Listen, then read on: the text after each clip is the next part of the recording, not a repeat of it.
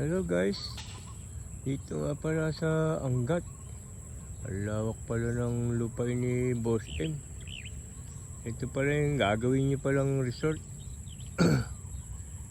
Dito pala kami gagawa ng ng floating house.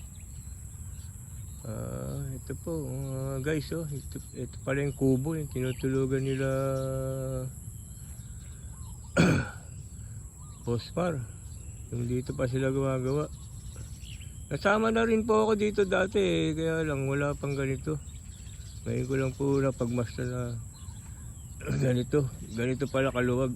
Kasi gumawa po kami rito ng ng dati fish cage. Puro mga tubo rin po yun mga guys. Ito po siya. Ayan po yung kubo. Ito po yung dagat. Dagat na po yan.